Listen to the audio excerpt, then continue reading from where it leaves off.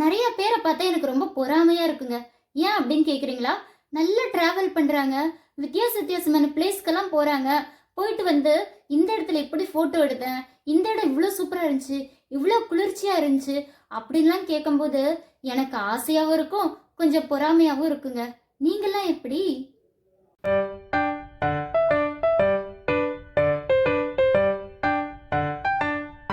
Hi! கனவுகள் மேம்படும் viewers எல்லாருக்கும் வணக்கம்.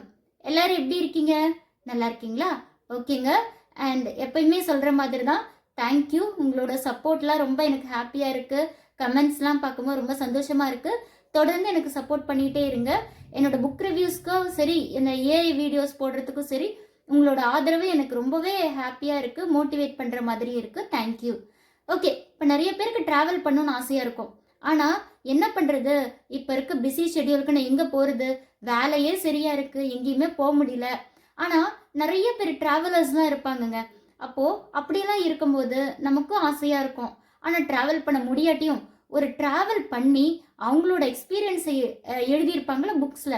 அந்த மாதிரி புக்ஸ்லாம் படிக்கும்போது நமக்கு ஒரு சந்தோஷம் கிடைக்கும். என்ன அப்படின்னா, ஓ இந்த இடம் இப்படிலாம் இருக்குமோ அப்படின்ற மாதிரி ஒரு சந்தோஷம் கிடைக்கும்ல. அந்த மாதிரி ஒரு புக்கை தாங்க இன்னைக்கு நம்ம பார்க்க போறோம். தேசாந்திரி. எழுதியவர் எழுத்தாளர் எஸ் ராமகிருஷ்ணன் அவர்கள். ஓகே. இவர் வந்து சொல்லவே தேவையில்ல, அறிமுகமே தேவையில்லை. இந்த எழுத்தாளருக்கு எல்லாருக்குமே ரொம்ப நல்லாவே தெரியும். எனக்கும் ரொம்ப ரொம்ப பிடிச்ச எழுத்தாளர். ஸோ தேசாந்திரி இந்த புக்ல படிக்கும்போது எனக்கு தோணுச்சு, சரி இந்த இடத்துக்கு டிராவல் பண்ண முடியல, அட்லீஸ்ட் அவர் எக்ஸ்பீரியன்ஸ் பண்ணதை நாமளும் படிப்போம் அப்படின்னு படிக்கும்போது உண்மையாலுமேங்க சில பேர் எழுதும் போது நம்ம அந்த இடத்துக்கே டிராவல் பண்ணிட்டு வந்த மாதிரி இருக்கும். சில பேர் எழுதும் போது ஜஸ்ட் ஒரு இன்ஃபர்மேஷனா நம்ம பார்ப்போம். ஆனா இது அப்படி இல்லை. ஒவ்வொரு இடம் படிக்கும்போது நாமளும் அங்கேயே உட்காந்துருக்க மாதிரி எப்படி இருக்கும். எஸ் ராமகிருஷ்ணன் அவர்கள் ஸ்பீச்சில் கூட சொல்லியிருப்பாரு, நீங்கள் நிறைய இடத்துக்கு ட்ராவல் பண்ணும் அப்படின்னா புக்ஸ் படிங்க அப்படின்னு சொல்லியிருப்பாரு. அது மட்டும் இல்லாமல் வருஷத்துக்கு ஒரே புது இடத்த மீட் பண்ணுங்க, விசிட் பண்ணுங்க அப்படின்ற மாதிரிலாம் சொல்லியிருப்பாரு. ஸோ இந்த புக்ஸில் பார்த்தீங்கன்னா ஒரு 30க்கும் மேற்பட்ட இடங்களுக்கு அவர் போனது, அங்கே மீட் பண்ண மனிதர்கள், அங்கே இருக்க கிளைமேட்டிக் கண்டிஷன் எல்லாத்தையுமே ரொம்ப அழகாக சொல்லியிருப்பாரு. இதில் நான் ரொம்ப என்ஜாய் பண்ணி படித்த சில விஷயங்களை வந்து உங்கள் கூட நான் ஷேர் பண்ணுறேன். ஏன்னா எல்லாத்தையுமே எனக்கு சொல்லணும்னு ஆசை. விட்டிங்கன்னா நான் 3 மணி நேரம் 4 மணி நேரம் கூட பேசுவேன். ஆனால் டைம் ரொம்ப முக்கியம் இல்லை எல்லாத்துக்கும். ஓகேங்க. இல்லை எனக்கு ஃபர்ஸ்ட் எடுத்தேன்னா ரொம்ப பிடிச்சது என்ன அப்படின்னா, இவர் ஒரு எங்கே இவரோட பயணம் ஸ்டார்ட் ஆகுதுன்னா வீட்டு ஜன்னல்ல இருந்தாங்க ஸ்டார்ட் ஆகுது. நம்ம எல்லாருமே வீட்டு ஜன்னல் வழியாக எட்டி பார்த்துருப்போம்ல, அதே மாதிரி தான் இவர் சின்ன வயசில் இருக்கும்போது வீட்டு ஜன்னல் வழியாக பார்க்குறாரு. ஒரு வேப்ப மரம் தெரியுது. அதையும் தாண்டி சின்ன சின்ன வீடு, அதுக்கப்புறம் சில தெருக்கள் எல்லாமே தெரியுது. ஏன்னா சின்ன வயசில் நம்ம வெளியெல்லாம் விட மாட்டாங்களா அவ்வளோ ஈஸியாக. அது இவர் அதுக்கப்புறம் ஒரு வீட்டுக்கு வந்து ஒரு கரடிக்காரன் வராங்க. இந்த கரடியெல்லாம் வச்சு வித்த காட்டுவாங்கள்ல. ஸோ அவங்க வரும்போது அந்த கரடிக்கு சாப்பாடு கொடுக்குறாரு. வெள்ளரிக்காய் அது சாப்பிடல. அப்புறம் இவர் உணவு கேட்குறாரு. ஓரளவுக்கு உணவு கொடுக்க முடிஞ்சது. ஆனால் அவரை சாட்டிஸ்ஃபை பண்ண முடியலன்னா அவர் அவ்வளோ பசி. சரின்னு சொல்லிட்டு அவர் அப்படியே கோவமாக போகிறாரு. இவர் பின்னாடியே வந்து நம்ம எழுத்தாளர் போகிறாரு. அப்போ வந்து நீ வீட்டுக்கு போ அப்படின்னு சொல்லிடுறாரு அந்த கரடிக்காரன். அப்போ இவருக்கு தோணுது, இவர் மாதிரி நாமளும் நிறைய இடத்துக்கு போனால் நல்லா இருக்குமே அப்படின்னு சொல்லிட்டு தான் இவரோட பயணங்கள் சின்ன வயசுலேருந்தே ஆரம்பிக்குது. அதில் கொஞ்சம் வளர்ந்ததுக்கப்புறம் இவர் ஒரு இடத்துக்கு போகிறாரு. எங்கன்னு பார்த்தீங்கன்னா இந்த சாரநாத். சாரநாத்தில் பார்த்தீங்கன்னா புத்தரோட சிலைகள் அதிகமாக இருக்கும்ல, அங்கே ஒரு நாள் விசிட் பண்ணுறாரு. ஏர்லி மார்னிங் பார்த்தீங்கன்னா அங்கே எல்லாரும் அங்கே இருக்க கிராம மக்கள்லாம் வந்து உட்காந்து அமைதியாக தியானம் பண்ணிட்டு இருக்காங்க. அங்கே நிறைய புத்த சிலைகள்லாம் வந்து எடுத்துகிட்டு வந்து விற்கிறாங்க. உனக்கு எங்கே கிடைச்சதுன்னா இந்த சின்ன சின்ன சிலைகளை வந்து நாங்கள் எடுத்துகிட்டு வந்து உங்ககிட்ட கொடுக்குறோம். பெரிய சிலை ஒன்று இருக்குது, அதுலேருந்து உடைச்சிட்டு வந்து உங்களுக்கு கொடுக்குறோம் அப்படின்னு சொல்லிட்டு. அப்போ அந்த இடத்துக்கு அப்படியே போயிட்டு இருக்கோமா, அங்கே ஒரு புத்த துறவி போய் உட்காந்து தியானம் பண்ணிட்டு இருக்காரு. சரி அவர்கிட்ட போகலாமே அப்படின்னு போகும்போது கிட்ட போய் பார்க்கும்போது தெரியும் ஒரு பார்வையற்ற புத்த துறவி அப்படின்றது தெரிய வருது, விஷுவல் இம்பேக்ட். ஸோ அந்த துறவி கிட்ட போய் உட்கார்றாரு. என்ன என்ன பார்க்க வந்தீங்க அப்படின்னா, புத்தரையும் புத்த சிலைகளையும் பார்க்க வந்தேன் அப்படின்னு சொல்லு. புத்த சிலைகளில் புத்தரை பார்த்தீங்களா அப்படின்னு கேட்கும்போது இவர் அமைதியாக இருக்காரு. அவர் பேக்ல இருந்து ஒரு கல் எடுத்து கொடுக்குறாரு. கொடுத்துட்டு இதில் புத்தர் தெரிகிறாரா இல்லை வெறும் கல்லா தெரியுதா அப்படின்னு சொல்லிட்டு இவர் பார்க்குறாரு. பார்த்துட்டு அப்புறம் சொல்கிறாரு அந்த துறவி, கல்லுக்கும் சிறகு இருக்குது தெரியுமா, இறகுலாம் இருக்குது, பறக்கும் தெரியுமான்னு. எப்படி அப்படின்னு பார்க்கும்போது, இப்போது ஒரு கல் வந்து ரொம்ப பழசு தான். ஆனால் அதை உடைச்சிங்கன்னா கல்லுக்குள்ளே என்ன இருக்குன்னு பார்க்கவே முடியாது. அதுக்கு பதிலாக என்ன இருக்கும், உடைய உடைய உடைய உடைய உடஞ்சிக்கிட்டே தான் இருக்கும். என்னைக்காவது இவ்வளோ தான் கல்லை உடைக்க முடியும் அப்படின்னு நம்மளுக்கு தோணியிருக்கா? இல்லை இல்லை. அதே மாதிரி தான் கல்லுக்குள்ளே புத்தர் இருக்காரா இல்லையா அப்படின்னு சாதாரணமாக பார்த்தா தெரியாது. உங்கள் மனசில் நீங்கள் பார்த்தீங்கன்னா தான் சின்ன கல்லில் கூட நீங்கள் புத்தரை பார்க்க முடியும் அப்படின்னு சொல்லி இவனு சொல்லியிருப்பாரு. அதே மாதிரி இந்த மரத்தை உடைச்சி அது விறகாகிறத விட ஒரு பார்வை மாற்றத்தினாலைக்கு ஒரு என்ன ஊன்றுகோலாக மாறும்போது அது யூஸ் அதிகம் அப்படின்ற மாதிரி சொல்லியிருப்பாரு. ஐயோ! ஒரு சின்ன கல்லுல எவ்வளோ விஷயம் பேசுறாரு இவரு அப்படின்ற மாதிரி ராமகிருஷ்ணன் வந்து யோசிப்பாரு. அப்பதான் தெரியுது நான் எல்லாமே நம்ம மனசு தான் காரணம் அப்படின்ற ஒரு விஷயத்த ரியலைஸ் பண்ணுவாரு. அதுக்கப்புறம் இன்னொரு விஷயம் எனக்கு ரொம்ப பிடிச்சிருந்தது.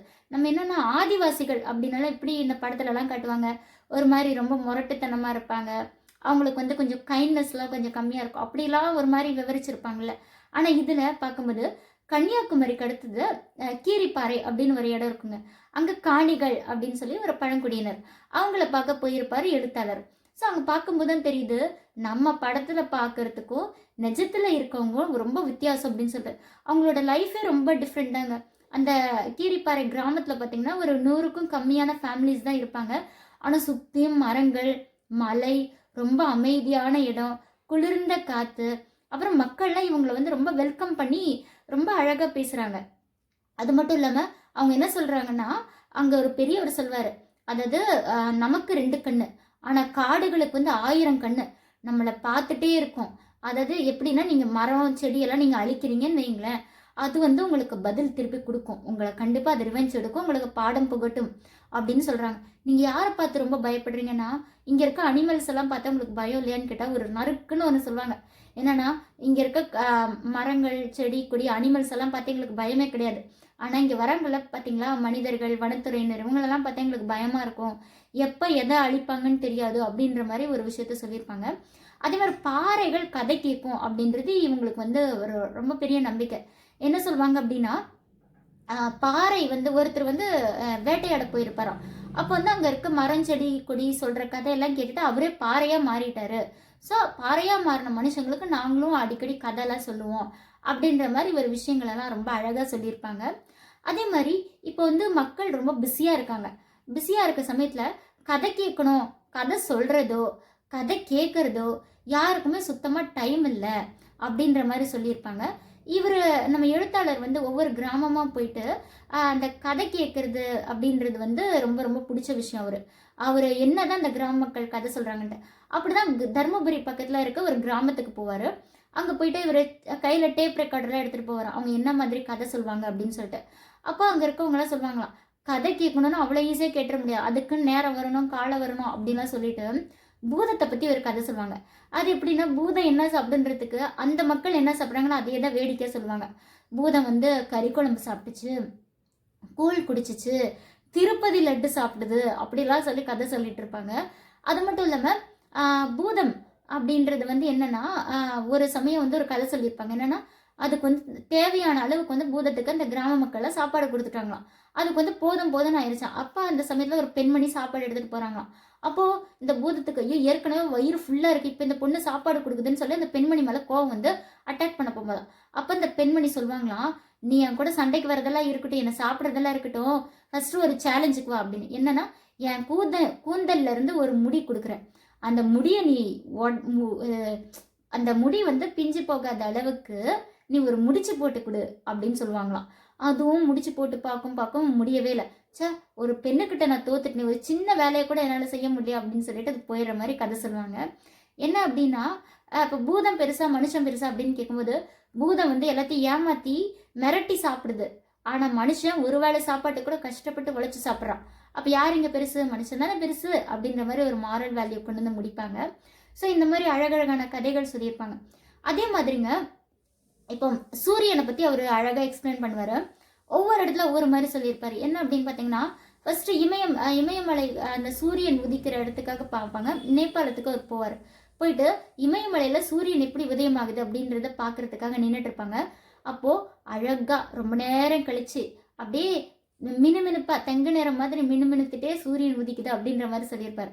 அதே ஒரு பாலைவனத்துக்கு போயிருப்பாரு. அந்த பாலைவனத்துக்கு போனா சூரியன், ஐயோப்பா, சூரியனோட வெறித்தனமான கோவத்தை பார்த்ததே இல்லையே. எப்படி சொல்லியிருப்பாருன்னா, முதுகுல யாரோ பெரம்ப வச்சு அடிக்கிற மாதிரி இருக்கு, அவ்வளவு சூரிய வெளிச்சம் அப்படின்ற மாதிரிலாம் சொல்லியிருப்பாரு. அதே மாதிரி ஒவ்வொரு இடத்துக்கு போகும்போது அந்த பழைய காலத்து இந்த கிரேக்க கதைகள்லாம் இருக்குல்ல, ஒவ்வொரு விஷயத்துக்கும் சொல்லியிருப்பாரு. அதே மாதிரி தாங்க தண்டி அப்படின்ற இடத்துக்கு போயிருப்பாரு. எப்படி வந்து காந்தியடிகள் வந்து அந்த உப்பு சத்தியாகிரகத்தை நடத்தியிருப்பாரு அப்படின்ற ஒரு விஷயத்த வந்து வர்ணிப்பாரு. அப்படி இருக்கும்போது உப்பு அப்படின்ற ஒரு விஷயத்துக்கு ஒரு கதை சொல்லியிருப்பாரு. என்ன அப்படின்னு பார்த்தீங்கன்னா, மேலோகத்துலேருந்து ஒரு பறவை வந்து ஒரு டிஃப்ரெண்ட் ஒரு மணலை கொத்தி சாப்பிட்டுட்டு இருக்கு. இதெல்லாம் வித்தியாசமாக எதை சாப்பிட்டுட்டு இருக்கு அப்படின்னு பார்க்கும்போது அங்கே கட்டி கட்டியாக ஏதோ இருக்கும். அதை எடுத்துட்டு ஒருத்தர் என்ன பண்ணுவாருன்னு பார்த்தீங்கன்னா மன்னர்கிட்ட கொண்டு போய் கொடுப்பாரு.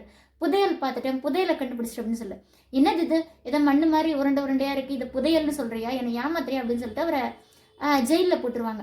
அப்போது கோபத்தில் இவர் என்ன பண்ணுவார், அந்த உப்பை கட்டி தூக்கி வீசி எறியப்பாரு. அந்த சமயத்தில் அங்கே சமைச்சிட்டு இருப்பாங்க, கறி சமைச்சிட்டு இருப்பாங்க. அந்த சமைச்சிட்டு இருக்க இடத்துல அந்த உப்போட ஒரு துகள் வந்து அது மேலே போய் விழுந்துரும்.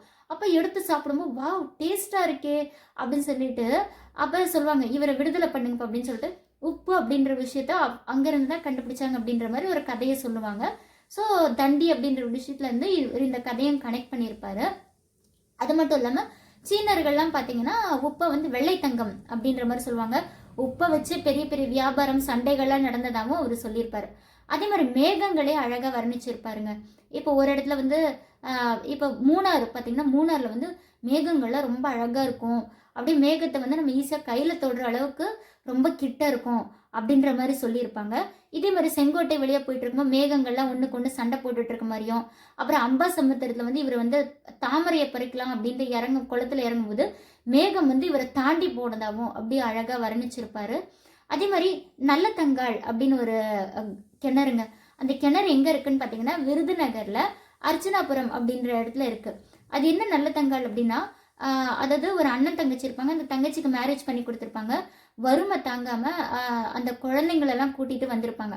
அப்போ வந்து அவங்க அண்ணி வந்து என்ன பண்ணுவாங்கன்னா, நீங்கள் எதுக்கு குழந்தைங்களோட வீட்டில் வந்து உட்காந்துருக்கீங்க அப்படின்னு சொல்லிட்டு நிறைய ரொம்ப ஹாஷாக திட்டும் போது அந்த நல்ல தங்காள் வந்து அந்த பெண்மணி வந்து இந்த கிணத்துக்குள்ளே குதிச்சு விழுந்ததாகவும் குழந்தைங்களோட உயிரை விட்டதாகவும் அதனால அந்த கிணறுக்கு நல்ல தங்காள் அப்படின்னு பேரை வச்சதாகவும் சொல்லியிருப்பாங்க.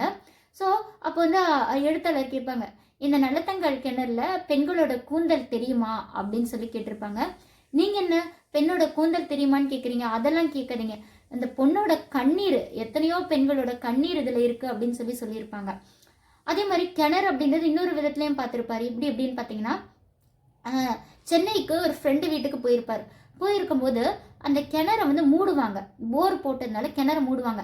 இவருக்கு ஒரு ஆச்சரியம், என்னடா இது கிணறு வந்து எல்லா இடத்துலையும் கிணறு தோண்டி தான் பார்த்துருப்போம், என்னடா கிணறு மூடுறாங்க அப்படின்னும் போது அந்த ஃப்ரெண்டோட அம்மா அழுவாங்க.